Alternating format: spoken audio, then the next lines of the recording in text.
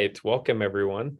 So we're going to run through a bunch of different topics today that all have to do with the eye. My goal is to help you guys kind of see cases that might come up in your primary care responsibilities, as well as trying to figure out when to refer patients out. We'll discuss a lot of stuff that comes up on consults that I receive through Rubicon MD as kind of a help for all of you as well. So we're going to talk through what is an optometrist versus an ophthalmologist. We'll review kind of cataract surgery as kind of a main reason why you might refer somebody for a surgical treatment from us.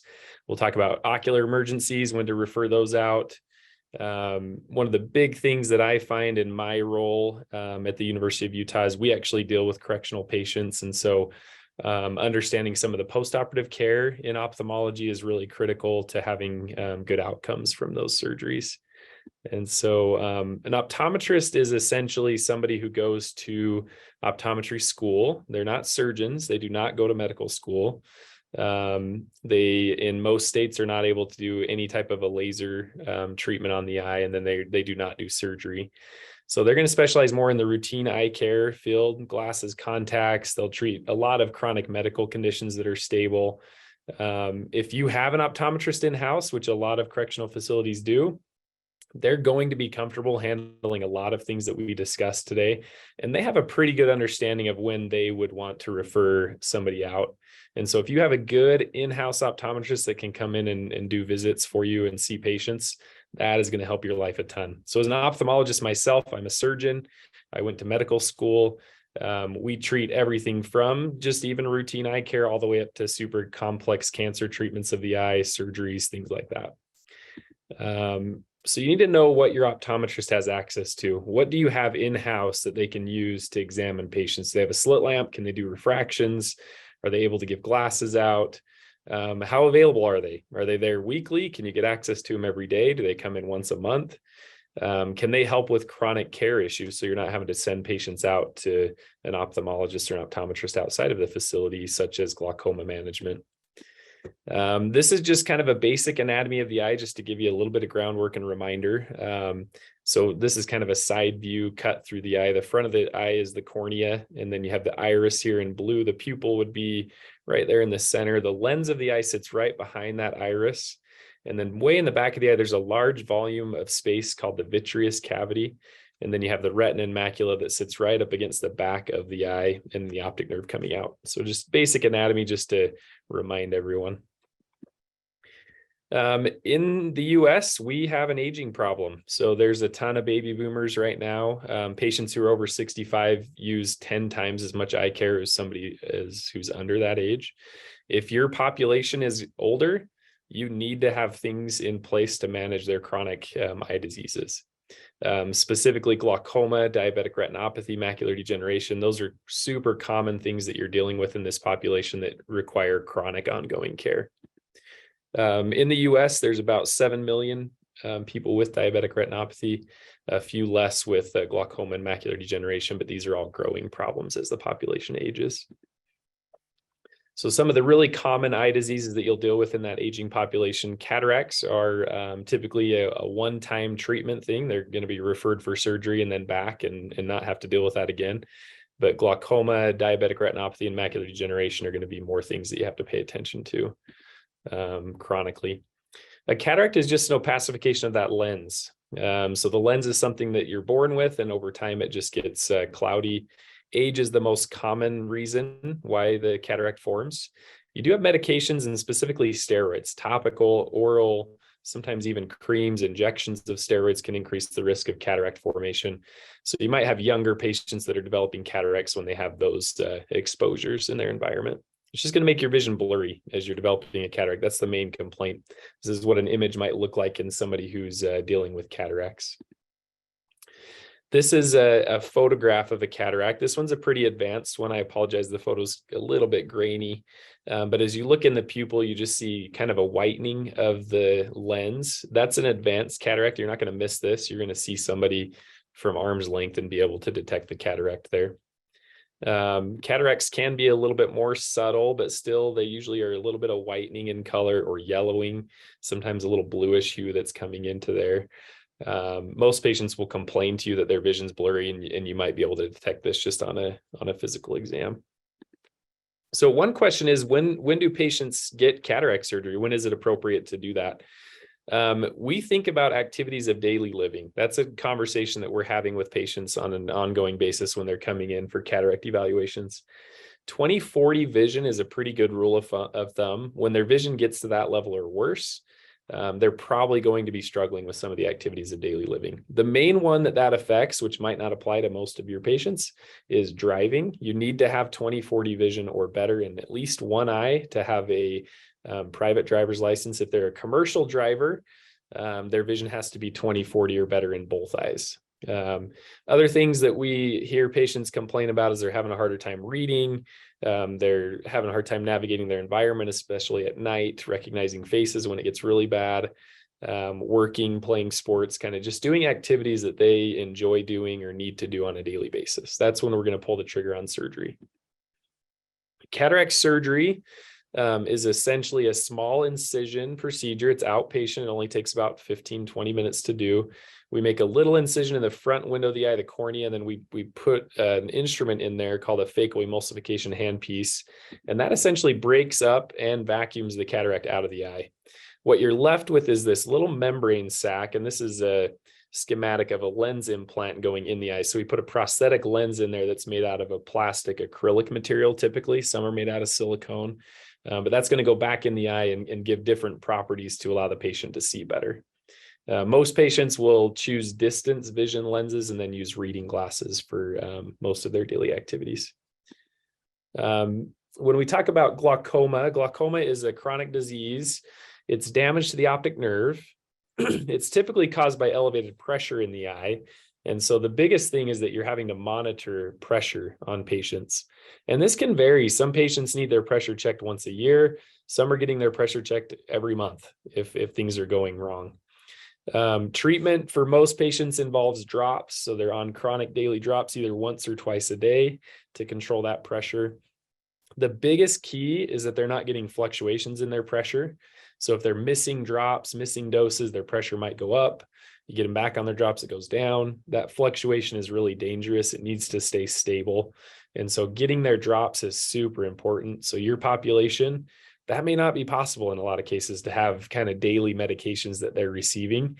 In those situations, a procedure might be better. There's laser surgeries or incisional surgeries that we can do to lower the pressure to get it under better control. Still would require maintenance and monitoring of the pressure, but may not need chronic eye drops for options. Macular degeneration. This one is essentially damage to the retina back in the back of the eye, the photoreceptors. There's two different types. The dry type typically doesn't have any major treatment that's required. They're on eye vitamins. They need monitoring at least once a year. The biggest thing with them is if they're noticing changes in their vision, it could be a transition from what we call the dry type of macular degeneration to the wet type. The wet type causes bleeding or fluid to build up in the retina and can really cause a lot of distortion. Usually patients describe that their vision, things aren't straight. They're seeing waves in their vision, and that would be a reason to get them referred in. The wet type is hard because they need injections. We inject medicine into their eye to control the bleeding or the fluid accumulation that happens with that. And so these patients could need monthly exams and follow-up. And so that's where things get a lot trickier for a patient who's in a facility, is that you've got to coordinate that care monthly to make sure that they're being seen. Teleretinopathy can help here, or ophthalmology, where you're taking photos and referring them out to have somebody review them. That can be helpful in detecting some of these changes. But in-person exams don't really replace that for this disease. Diabetic retinopathy, that's by far the one that's been most studied as far as teleimaging is concerned. It works really well. Your populations might do fantastic with this. They get a fundus photography done once a year that can be reviewed by an outside ophthalmologist, and they can refer if needed. That's becoming better and better, and the care is just becoming more smooth. But typically, you would have a diabetic patient seen once a year. They can get bleeding or swelling in their eye that can lead to photoreceptor loss and blurry vision. So they can be really challenging, especially if their sugars are not under good control. Most of the time, these retinopathy patients and diabetics, they're seen by optometrists. And then if the treatment requires lasers or other things to be done, then they're referred to ophthalmology. So let's talk a little bit about postoperative care. This is a common problem for me. I have patients referred to me for surgery. We do surgery, we put them on drops and medications and require follow-ups. And that follow-up care sometimes just doesn't happen. And so this is critical to making sure that their outcomes are good. So just things to think about with cataract surgery. Most commonly after cataract surgery, their eye's a little painful. It's going to be red. It's going to be irritated. It might tear a lot, feel like something's in it. They're going to be on prescription eye drops. A topical steroid is critical. Some patients use topical antibiotics. There are options for dropless cataract surgery. You might hear about that, where patients actually don't get any drops after surgery, and there's injections that are done of medicine. And so that can be a really nice situation if you have options for that. You're watching out for infection as kind of your biggest danger, and high pressure in the eye.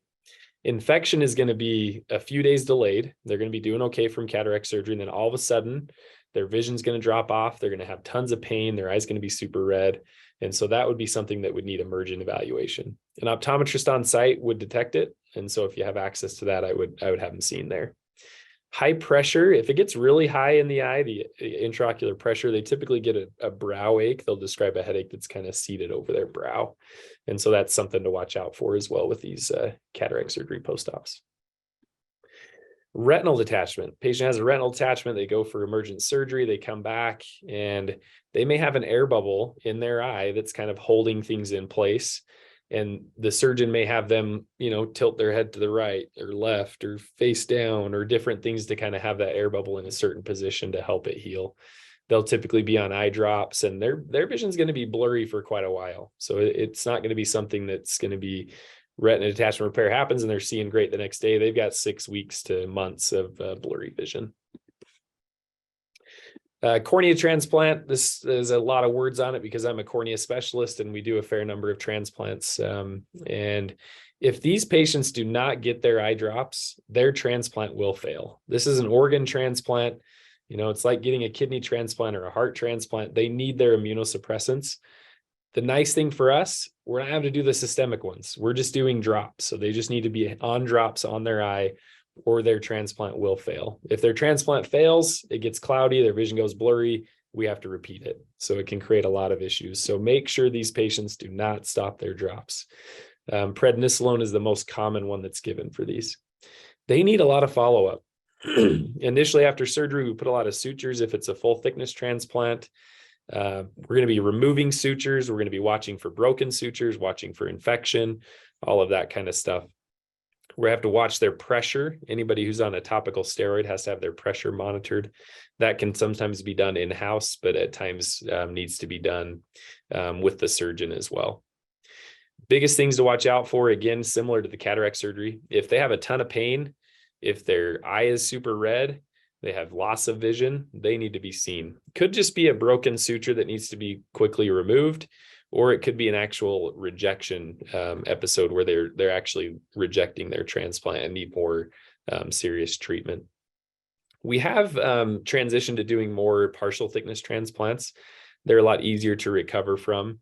They still need steroid drops. The difference there is they might have an air bubble in their eye. So there may be some instructions to have them position a certain way. And in this case, it's usually laying on their back to kind of hold that transplant in place with a cornea transplant. Glaucoma is probably the hardest one to manage postoperatively. These patients are going to need exams.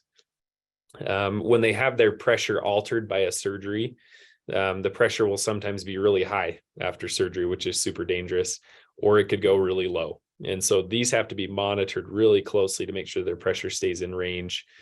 So lots of postoperative visits, drops, medications to kind of keep things in check. So there needs to be a lot of really good communication about what drops they should be on and what drops they're currently on as they're being transitioned back and forth. Okay, trauma. As far as trauma goes, the biggest thing if somebody has something happen to their eye is you need to find out if that eye is still closed. Is there an opening in the eye where this eye is losing fluid? An open globe is an emergency, and you need to rule that out really quickly, because If they have an open globe, they're moving into a surgical situation within hours. Say their globe's good. They don't have an open globe. There's no cuts or openings or fluid leaking out. They could have bleeding. That's termed a hyphema. With a hyphema, they typically have pressure problems. Their pressure might go high as that blood accumulates in the eye. They can also have retinal tears or detachments of the retina, and they need a dilated eye exam to look for that. So anybody who has bleeding inside their eye needs an exam pretty urgently. Lacerations of the face and specifically the eyelid. A lot of general surgeons or practitioners are not really comfortable suturing eyelids because the anatomy is a little different. Most plastic surgeons are. Just a general plastic surgeon or an ENT surgeon would be comfortable, or an ophthalmologist, obviously, if there's a laceration of the lid. Specifically, if it's more medial, you're going to get into the canalicular structures, and those are very, very small and difficult at times. Orbital fractures come up. Somebody gets punched in the eye. Did they break a bone in their face? The lower bone or the floor of the orbit is the one that we worry a lot about, because you can get kind of a trapdoor effect of that that bone, and have it trap a muscle. If that occurs, they're usually in quite a bit of pain when they move their eye around. Their heart rate can go down. So sometimes I'll just feel their pulse as they're looking around and look for restriction of their movements. And then they can get pretty nauseous as well. If any of those things are happening, especially if they're looking in up gaze, that could be something that needs an evaluation pretty urgently, because that would require surgery to release that muscle. Otherwise, if you suspect it, get a CT scan or an X-ray to check on a fracture. Infections are super common. There's different areas of infections within the eye. When we talk about a deeper infection, we're talking about orbital cellulitis. That's an infection of the soft tissue around the eye. Usually the eye is pretty red, but it's fairly circumferential, just right around the eye. And then their eye might poke out from proptosis, from an abscess or something infecting behind there. In a lot of cases, these patients are going to need IV antibiotics. Sometimes oral antibiotics are enough. You're imaging these patients if you're worried that there's something behind their eye, to check for an abscess, because that would require surgical drainage. Periorbital cellulitis is just an infection of the skin around the eye. Oral antibiotics typically control that fine. Conjunctivitis, by far the most common emergency that we see. A red eye that's irritated and infected. There's bacterial kinds, which typically have mucus. Those would clear on their own in most cases, but an antibiotic drop will help clear that up quicker. Viral conjunctivitis does not have any good treatment. Sometimes we'll use topical betadine to actually kill viruses. That's pretty painful, so you need topical anesthesia for that.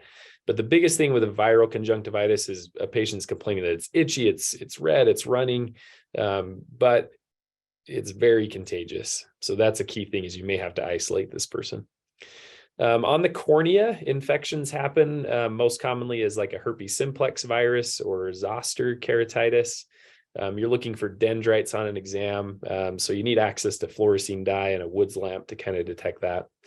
If you don't have a Woods lamp, you can actually just search for a blue screen video on YouTube, and there's people who've recorded just a continuous blue screen, and you can just put your phone up to their eye to see it. That works really well in tough situations. I get asked a lot about eczema, pictures of patients with a red skin that clearly looks like eczema around their eyes. In most cases, there's some sort of a contact or allergic dermatitis going on, and patients are rubbing their eyes and making it worse. So you have to get them to stop rubbing their eyes. That's the biggest key to getting that better.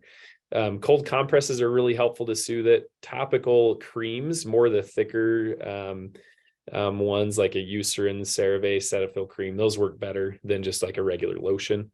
And then sometimes we'll use topical steroid creams or Benadryl if it looks really allergic. And some of the contact dermatitis really responds well to a topical steroid cream. You have to be careful not to get into chronic situations, because you can cause chronic eye problems with those. Okay, so we're going to get more into some descriptions and some photos now, just to kind of get you guys thinking about when patients present with red eyes, what could be leading to that. Blepharitis is essentially kind of an inflammation to the lid margin or the meibomian glands, the glandular structures that are right around the lashes on the eye. It leads most commonly to just a chronic dry eye situation. Sometimes when you examine them, you'll see a little crusting or what we call scurf, dandruff kind of stuff on the eyelid margins. The lids can look really beefy and red and have a telangiectasia look almost like a rosacea. The best treatment for this is to keep the eyes clean. So kind of wiping the eyes with like a eyelid scrub of some kind, even just shampoo, baby shampoo in the shower. Warm compresses are really helpful. That's essentially like a hot rag under a sink, or if they have access to like a dry rice cloth bag, they can toss in the microwave to kind of help heat it up. Artificial tears are the mainstay of treatment as well. Omega-3 supplementation as pills can really be helpful in keeping the oil glands moving. This is a picture of blepharitis. So you can kind of see just right at the lid margin, there's kind of yellowish little collarettes on the lashes, and that's a really common finding. So you want to get those cleaned off every day to kind of help cut back on inflammation. We see this more in younger patients, but if they have really bad blepharitis over time, you can get a spillover of that inflammation onto the cornea, and it can lead to scarring and chronic neovascularization. So these are blood vessels into a scar that's coming into the cornea. So the brown back here is the iris, and it's just covering the pupil. So this can be a sight-threatening problem if it's a really chronic issue and not controlled. A chalazion, so if these glands aren't cleaned out very well and it's constantly getting clogged, the oil glands essentially back up and create inflammation. You'll get a red bump on the eye. Super common consult that I get on Rubicon MD. Warm compresses are the key to this. 4 times a day, 10 minutes at a time, just be super aggressive with it early on. If that bump is persisting beyond 3 or 4 weeks, we may do an incisional drainage where we're just kind of trying to get that oil to work its way out. These are rarely infections. So antibiotics are typically not a treatment of choice, but sometimes patients will get an infection. And you do have to watch out for spreading of that redness into an orbital cellulitis, and that would require oral antibiotics. The compresses are kind of the key to this again, but sometimes we'll put patients on chronic fish oil or doxycycline. Those can be helpful in increasing oil secretions to kind of avoid the clogging of the oil glands. Iritis is something that we worry a ton about. Luckily, it's not very common in a primary care situation, but this is essentially inflammation in the eye. Patients will present with kind of a pupil shape that looks maybe funny. Their eye's going to be red just sort of right around the limbus, or right where the white part meets the cornea. The sclera and the cornea come together. They're going to be in pain. Lights are going to bother them. Vision's going to be blurry. You're going to try to figure out if they have some sort of a systemic illness that might connect this. In a lot of cases, you have arthritis type stuff like an ankylosing spondylitis with low back pain. You have to know if they have exposures or risk to infectious disease. Do they have syphilis? Do they have tuberculosis? Some of those things that can kind of come up in patients in facilities. Treatment should be directed by eye care providers. So iritis is not something that you're going to be able to treat without access to a slit lamp and being able to monitor treatment. Most commonly, the treatment is topical steroids once we've ruled out infectious causes. But you can't just assume that all iritis is from from a non-infectious source. And so if you treat them with a steroid, you can potentially make something really worse. This might be a picture of somebody who's had a history of iritis. So their eye's not red. It's actually really quite quiet right now. So there's not an active inflammation going on. But if you look at their iris, it's not round. Their pupil has some irregularities to it. And what's happening here is the actual iris is getting stuck down to the lens. And so these little areas that you see here are the iris being stuck to the lens in bad inflammation. This is just kind of a closer up view just to kind of see how cool that looks to have the iris sort of misshapen and tagged down. You might see pigment on the lens capsule. This iris was at one point stuck to the lens, but it broke off. We dilate these patients to try to get their pupil really big to try to break some of these adhesions that might occur from the inflammation. A pterygium, Emily brought this up earlier. Really common thing I treat. This is a skin growth. It's from sun damage over time. It's super common, especially in migrants from Central America. Sunglasses are the key to preventing this. They get pretty inflamed, red, elevated, swollen. Sometimes antihistamines, artificial tears, even topical steroids can be useful in short bursts to sort of help control that. We treat these surgically, so we get these off the eye.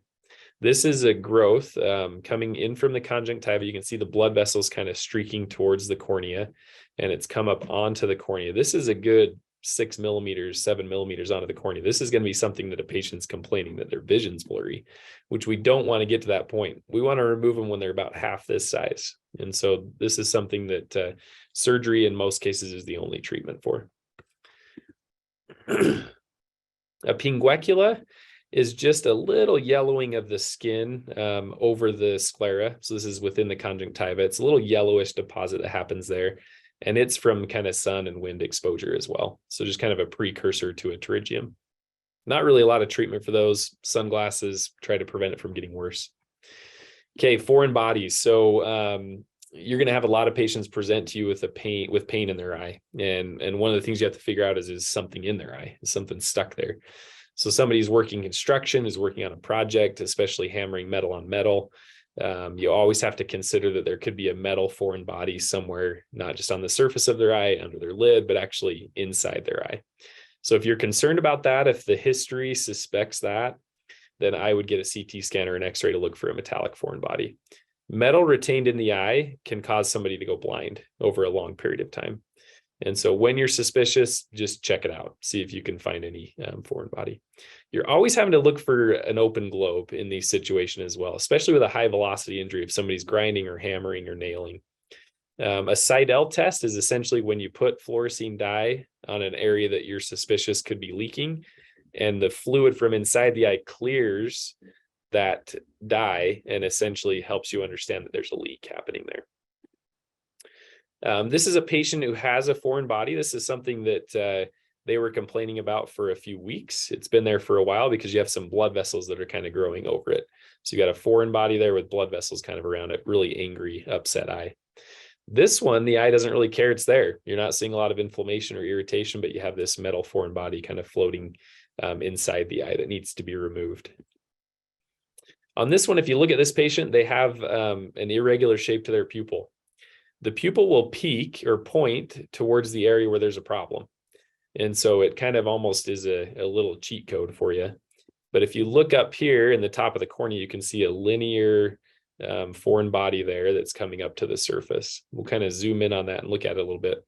So off to the right of that foreign body, this area over here on the right side, it just has a little bit of a skin defect in it.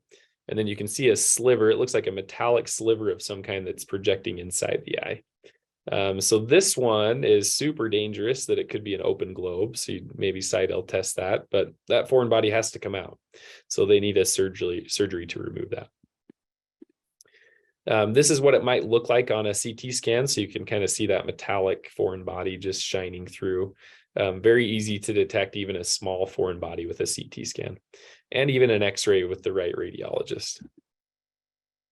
This is a patient who had a foreign body that initially the surgeon was uncomfortable removing. And so they actually just sutured the opening and then sent in for referral. And then we went in surgically and removed that foreign body that was sitting there. This one's a little more complex. You have a few different things going on here. The foreign body is kind of sitting there at about 2 o'clock in the eye. It's embedded. It's pretty deep in the cornea. You can tell it was pretty traumatic because there's blood. There's bleeding in the eye. So you can see this streak of blood going across the pupil. And then right down there, layered in the bottom, is a hyphema. So the hyphema is layered blood, and you're kind of seeing that building up there in the bottom of the eye. This needs an emergent evaluation from an ophthalmologist. Need to monitor the pressure. They need that foreign body removed. So this one would require a surgery. We'll kind of zoom in there. This was a pretty bad rock that somehow found its way inside the cornea. So pretty inflamed eye, not very happy to have that there. This is a common scenario. So you have a patient who was grinding something and they got something in their eye and it's kind of been bugging them for a week or two. They're not exactly sure what's going on with it. And you look over here in by the nose side at the limbus, you have this ring of brown. That's a rust ring. So they've either have a metal foreign body in the middle of that, or they've had that removed already. And this rust ring has built up. And that's going to make it so that the skin will not heal. And that requires a procedure to remove it. Typically, we can treat this just at the slit lamp in the office and kind of work that rust ring out of the eye and help that skin heal over time. We usually treat them with a topical antibiotic and steroid to kind of help that. This one was a tough one. Painful eye. really red, irritated. And you can see just right in the center there, there's just this really weird amorphous looking material. This was a little piece of plastic that had kind of stuck on this top of the cornea and was causing quite a bit of foreign body sensation. Every time they blinked, they could feel that, and just a little flick of that to get it off the eye was curative for them. This one would show up best with the fluorescein dye test.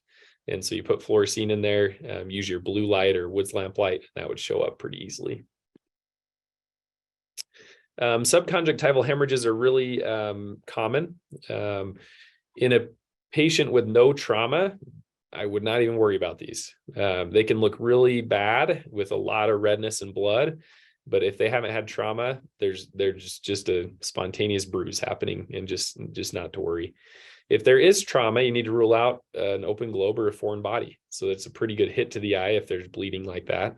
A lot of patients that get these are just on blood thinners, or they might be on Coumadin or things like that cause them to bleed easy. If you have somebody who's getting recurrent subconjunctival hemorrhages, you may have to work them up for some of these blood dyscrasias. Maybe they have something going on that's undiagnosed. This is what it might look like. I apologize. I didn't have a great picture of a subconj hemorrhage. This one looks a little bit more like inflammation than anything, but you're going to have just a red area that's blood red. And that's what a subconj hemorrhage will look like.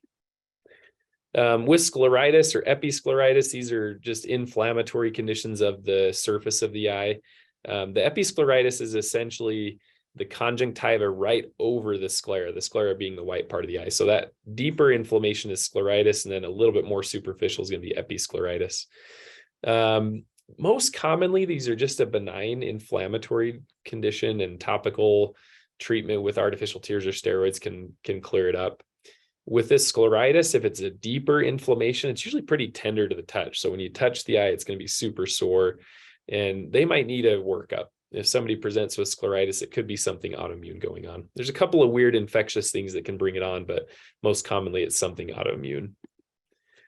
So this might be a presentation of somebody with episcleritis. Just the surface of their eye just looks a little bit red. It's not really you kind of get in the spectrum of conjunctivitis, but it usually lasts longer than a typical conjunctivitis case would last. And that's when you start thinking about these other conditions. This one you can kind of almost see or hallucinate a little bit, a purplish hue that's deeper on the sclera. And that's typical of a scleritis, where it's kind of deeper inflammation. This is another one where it's scleritis. It's kind of deeper. The vessels that are deeper on the white part of the eye look inflamed here. This one is a really bad scleritis in a nodular area, just like a kind of a consolidation of it there. So when talking about conjunctivitis, the biggest thing you have to kind of decide, is this an infection or not an infection? Non-infectious conjunctivitis is typically dry eye, or they got a chemical in their eye, or they're having allergies. Infectious are most commonly either bacterial or viral. Viral infections are just super contagious. You have to be really careful with hand washing, keeping your hands very clean, throwing out towels, washing your sheets and pillowcases, things like that. These can pass through a facility really quickly. And so you have to kind of isolate these patients and make sure that it's not spreading around. There's some other weird ones. So this is a molluscum lesion, pox virus that can lead to a chronic inflammation on the eye. So you always want to look at the lids and see if there's any lesions that might be contributing to things. This is a patient with bacterial conjunctivitis, just a red, angry eye with some mucus forming there. I'd put this patient on a topical antibiotic to help it heal. Conjunctivitis, you're usually looking at the lid to diagnose that. So if you pull the lid over, that's usually what's red and inflamed there. An episcleritis or scleritis is usually going to be on the surface of the eye where it's red. Another one, this is one where we flip the upper lid to just kind of make sure there wasn't a foreign body under there. Just a red, beefy conjunctivitis going on there. This one is a weird type of conjunctivitis where it just involves the upper part of the conjunctiva. And so I put this picture on there just to remind you to kind of lift that upper lid, look up under there to look for any foreign bodies or any inflammation that might be going on. Keratitis is near and dear to my heart because I'm a cornea specialist. Keratitis just refers to inflammation or infection, specifically is what we're going to talk about, of the cornea. The most common reason that a patient has this is because of contact lenses. So contact lenses are the biggest cause of infections on the cornea. You guys have patients that wear contacts. They need to have storage solutions. They need to be able to put their contact in a solution that will kill any bacteria that's on it overnight, and then put that contact back in their eye the next day. They should never be worn overnight. I am not a believer in any type of an extended wear contact. You should not sleep in your contact lens. There's bacteria on them. They will get into a skin little defect and create a bad infection. So hard contacts, soft contacts, they just need to be stored overnight in a solution to kill any bacteria that might be in there. There's rare parasites and fungal infections that can happen if the solution is not replaced and the cases aren't replaced on an ongoing basis. So make sure that's happening. So again, the most common cause of preventable corneal blindness in the United States is contact lenses. It's always related to poor hygiene, getting in a hot tub, a swimming pool with them, things like that. If they have a big white spot on their cornea, it needs to be seen. And typically we'd want to culture that before you start any antibiotics. So I'm going to show you some pictures. This is a small one. This one's only about 1 millimeter in size, just kind of a white area on that left side of the photo there. This one might do fine with just a topical antibiotic, no culture. Just keep them out of their contacts for a while and let it heal. Kind of a closer up view, just that white spot on the cornea. This one is a little bit more serious. There's an infection kind of going on inside the eye. They have what's called a hypopyon, or a layering of inflammatory things inside the eye. So this one is going to be a little bit more urgent. This one's going to blind a patient. I don't know if I'm going to be able to recover this. They need strong antibiotics that can only be made at a compounding pharmacy. They're going to need medications every hour, drops every hour in their eye for weeks to try to cure this. Oral and IV antibiotics are typically not effective. It has to be a topical treatment. And so this is where things get really tricky in a patient who's incarcerated. Another one where they've got a white round spot with a hypopyon, really bad infection in their cornea from a contact. Another one just right in the center. So again, if you see a white spot on the cornea, these need to be referred out because this is a bad infection that they could go blind from. Just a couple more to kind of look at. This one, you usually see green on these photos because we put some fluorescence in there to see if they're staining. The herpes viruses are super common. So you have herpes simplex, and then you have the chickenpox virus or shingles virus with varicella zoster. These are going to present with a dendrite form on the cornea. And so I'll show you some pictures of that. This one's just kind of a haze. It's a little tricky to see it, but there's a linear sort of lesion on there that would stain like a dendrite. You're looking around their mouth to see if they have any lesions there. This is really classic for a herpes simplex virus. He has red lips. He's got a red eye. You zoom in on the eye and he's got a bunch of stain going on there. This one is hard to see dendrites, but it's a bad corneal infection from herpes simplex virus. This is what a dendrite might look like pretty classically in zoster keratitis. You can kind of see that branching lesion there. Another kind of bigger, larger branching lesion in a viral keratitis. This one is kind of a scarred one. So it's a healed dendrite is what we call it. The skin looks like it's healed over the top, but you can kind of see that branching pattern on the cornea again. You may see patients with cancer. Aging populations will get cancer on the surface of their eye. They look a little different compared to a skin cancer on normal skin, just because of the clarity of the skin on the eye. But risk factors are the same. You know, sun exposure. You're looking for whitening or gelatinous looking lesions on the cornea. Sometimes they're pigmented, right? You can get a melanoma. In kids or teenagers, you might see a pigmented lesion grow, and that's really common in puberty. Once they get above puberty in their 20s and 30s, you shouldn't see pigmented lesions really grow. So if they're growing, they need to be monitored to make sure it's not a cancer. So I'll just show you some pictures here. This one's a little more subtle. They're typically in the spot where you'd expect a pterygium to start. And so you can kind of see it just right here off to the left side of that photo at the limbus, just that little white area. Another one, this one's more advanced. It's been there for a while, really angry vessels kind of growing up into it. But you can kind of see these little fronds or little specks of vessels down there, almost like a papillomatous type lesion. This would be concerning for a skin cancer. And these could be anything from a precancerous lesion all the way to squamous cell type stuff that I'm showing you. Another one where it's just kind of white in that area. It's really elevated right there at the limbus. These are typically growing from the conjunctiva into the eye, or on the surface of the eye. This one is a papilloma, so you can kind of see that elevated lesion with vascular fronds kind of growing out. Another one, leukoplakic, white spot on the cornea, really worrisome. Lots of angry vessels around it. This one's actually in the cornea. So it's kind of hazy, it's thickened, it looks a little gelatinous. So this is a skin cancer that's actually originated in the cornea, not in the conjunctiva. Another one, kind of a big, broad growth that's angry and red and elevated, white looking, so worrisome for a skin cancer.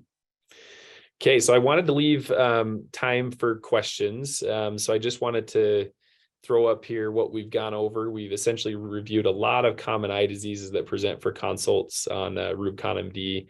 You need to know the limit of your local eye care provider. So is it an optometrist? Do you have an ophthalmologist that's coming in? What can they do for you? What do they have access to? How much routine eye care can they give? If you can keep a patient in facility, that's going to be most ideal for the safety of your patients and the population in general. You need to know when to refer out. You need to know if your optometrist that you have seeing patients on an ongoing basis is comfortable managing patients and knowing when to refer out. Remember that any patient who's at an eye surgery, they need eye drops. Please make sure they're on eye drops and they're getting them, and communicate what's going to happen for follow-up care. We do co-manage quite a bit. What I mean by that is we might do surgery on a patient and then have an optometrist see them. And the optometrist at your facility needs to feel comfortable doing that, because that can really help you in not having to transport patients a lot. If they've had a cataract surgery, I'm usually seeing them a week or two after surgery. If they've had a cornea transplant or any type of a surface like type surgery, like a pterygium or something like that, or a cancer removal, those patients are being seen the next day. Retina detachment patients are being seen the next day. Glaucoma patients are being seen the next day. We are super careful about not communicating that to patients, but sometimes it does happen, I know, but make sure that they're getting seen as soon as they can be for their postoperative care. If anything seems out of whack and they've had surgery, please get them seen or get a call in to your eye provider. If you're not sure, just ask questions. Don't feel like there's questions that are off limits. Pictures are super helpful when you submit them on a consult. I do get consults occasionally where a provider will ask, hey, this patient has a lesion that's growing on their eyelid. What do you think it is? And they'll try to describe it. That term of a picture is worth 1,000 words is just incredibly helpful. Make sure it's clear. So if you even have to stay back a little bit and take the picture just to make sure it's fully clear, that's really helpful. We can zoom in on it on our phones to kind of look at those consults to kind of tell what's going on. And don't be afraid to go back and forth. Like if we give some advice on a consult and you're like, I think you're kind of thinking about this the wrong way, give us a little bit more feedback to sort of help direct us on how we can help you the most. So happy to have those dialogues back and forth on the consults as well. So that's what I have to present to you today, and wanted to open it up and see if there's any questions that I can answer for everyone. Awesome. Thank you, Dr. Zaugg. We do have a couple questions. While we go ahead and answer these questions, feel free to submit anything else to the Q&A. Anything we do get, if there's some overlapping questions towards the end when we run out of time, I can go ahead and just send like any reoccurring themes over Dr. Zaugg to see if we can just send a quick summary. First one came earlier on, actually, just with general eye correction for vision, but is there any truth to the claim that one eye can be corrected for distance and the other for reading, with the intent that correction is not needed or minimal? Yeah, so what you're referring to is something called monovision. So monovision is where you have one eye set up for distance and then one eye set up for reading. And it creates a little bit of a disparity in the vision. Most people actually do awesome with monovision. And so, yes, it is something that we recommend doing. But for me personally, I have to have a patient who's tried it before if I'm going to do it surgically. So monovision does not work with glasses. If a patient needs help with up close vision and they wear glasses, we give them a bifocal. And so it's most commonly done with contacts. And so they'll wear a contact lens, one eye for distance, one eye for near. That can be done with LASIK surgery if it's successful with a contact lens trial, or it can be done with cataract surgery if they've had that experience again with monovision. Otherwise, I'm not recommending it. I just recommend both eyes for distance with cataract surgery as a target, and then wear readers for up close. Perfect. Thank you. This one's really relevant to the correctional facilities, but given the frequent fights in prison, we often have black eyes where the swelling impedes evaluation of the eye for trauma to the globe. Do you have any tricks to best retract the swelling and see the globe? There's actually some pretty good devices that you can use for that. It might be good if it happens frequent enough to actually order them. There's some tools, they're called Damar retractors. And so they look kind of like a scoop. And so you can kind of put it on the lid and pull it down. It's good to have two, so you can kind of pull the lids both ways to kind of look at the eye under there. In a lot of cases, it's hard because you're getting a really quick rudimentary look at it, but that can really help you understand, okay, is that globe okay back there? The other thing you can do is get some ice going on it just to see if you can get the swelling down enough to get a better look as well. Keep the head elevated, things like that. If they get popped right below their eye, there's a blood vessel right under there in the infraorbital canal that pops out right there. That frequently swells. If you can get an ice pack on that and just put pressure and pull it down, that can really avoid a lot of the swelling that occurs. Then we have another general one. Do you have any good tips for providers on how to tell the difference between paraorbital cellulitis from orbital cellulitis? Yeah, that's a really good question, because that is a huge thing that you got to figure out.